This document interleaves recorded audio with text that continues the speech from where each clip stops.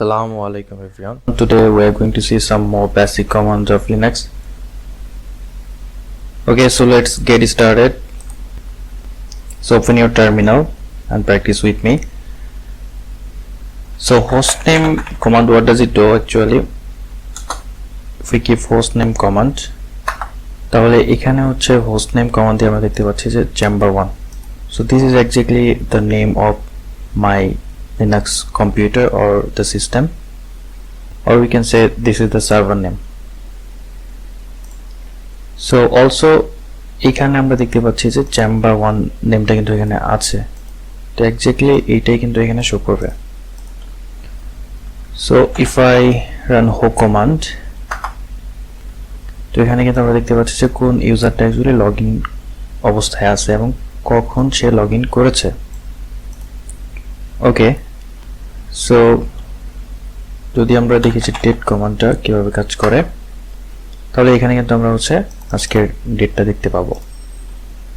দেন হচ্ছে আমরা যদি ক্যাল কমান্ডটা দিই, তাহলে কিন্তু হচ্ছে আমরা এখানে ক্যালেন্ডারটা দেখতে পাবো. এটা হচ্ছে সেপ্টেম্বর মাসের জন্য. তো আমরা যদি হচ্ছে এখানে আগস্ট মাসের ক্যালেন্ডারটা দেখতে চাই, তাহলে হচ্ছে এখানে আমরা স্পেসিফাই করে দিতে পারি M for month and 8 for August. আমরা যদি হচ্ছে কোনো একটা সালের ক্যালেন্ডার দেখতে চাই, তাহলে হচ্ছে আমরা ইয়ারটা স্পেসিফাই করে দিতে পারি, লাইক দিস. তাহলে কিন্তু আমরা হচ্ছে 1999 সালের ক্যালেন্ডারটা আমরা দেখতে পাবো. ওকে, সো আমরা যদি env কমান্ডটা দিই, তাহলে এখানে আমরা দেখতে পাচ্ছি যে অনেকগুলো এনভায়রনমেন্ট ভেরিয়েবল এখানে দেখানো হয়েছে. তো হোম মানে হচ্ছে আমার হোম ডিরেক্টরিটা কোথায় আছে, এখানে কিন্তু এনভায়রনমেন্ট ভেরিয়েবল দিয়ে এটা ডিফাইন করা আছে. তো এখানে হচ্ছে অনেক এনভায়রনমেন্ট ভেরিয়েবলগুলো আছে. তো এগুলো হচ্ছে অ্যাকচুয়ালি সিস্টেম রানিং এবং বিভিন্ন প্রসেস রানিং এবং ওভারঅল সিস্টেমটাকে রান করার জন্য যে যে এনভায়রনমেন্ট ভেরিয়েবলগুলো দরকার সবকিছু এখানে শো করবে. তো আমরা যদি স্ক্রিনটাকে ক্লিয়ার করতে চাই, তাহলে হচ্ছে জাস্ট ক্লিয়ার কমান্ডটা দিতে হবে. তো এখন হচ্ছে আমি দেখব যে আপ টাইম কমান্ড দিয়ে কি হচ্ছে.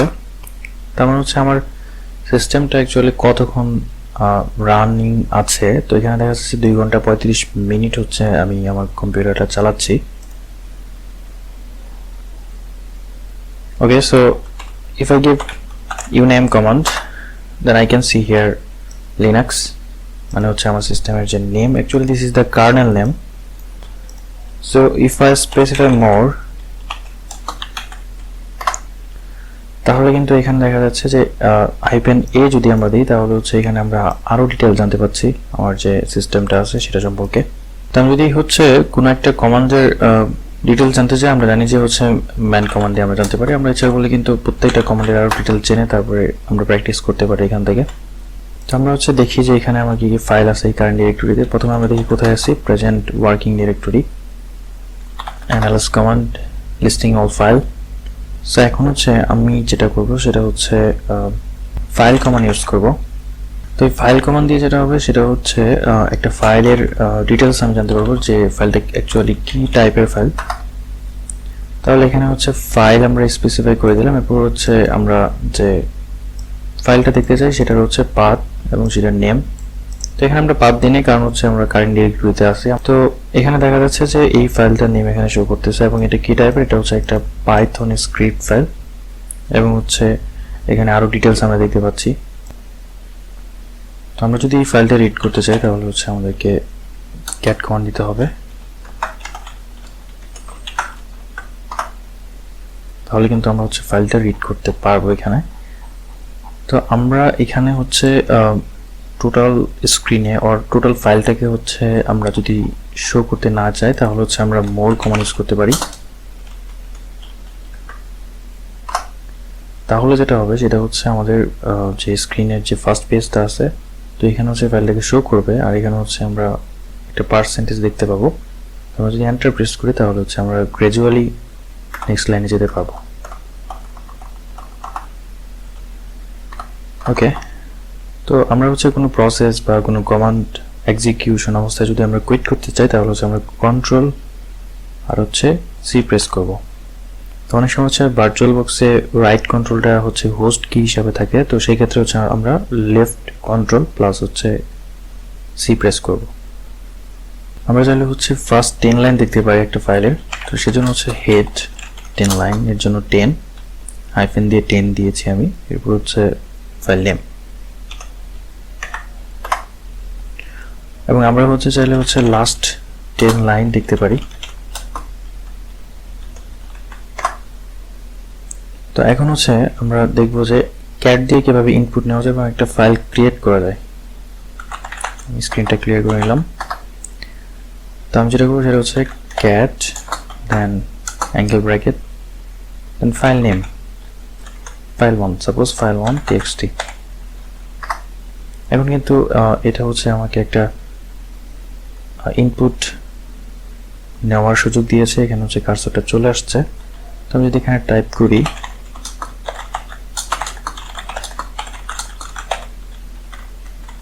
and I want to save this, so control and C।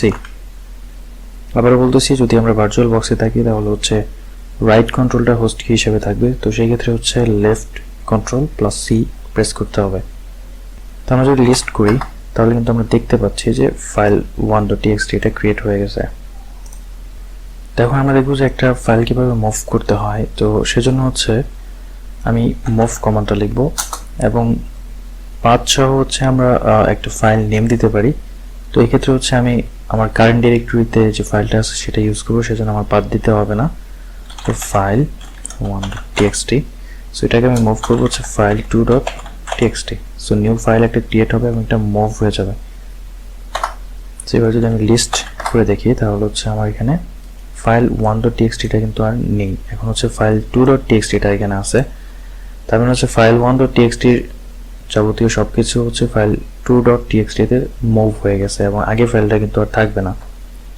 তো আমরা যদি চাই যে কপি করব সেক্ষেত্রে হচ্ছে cp copy file1.txt। So file2.txt file1.txt তে এখন কপি হয়ে যাবে। আমরা যদি লিস্ট করি তাহলে হচ্ছে আমরা দেখতে পাবো যে নতুন আরেকটা ফাইল ক্রিয়েট হয়েছে।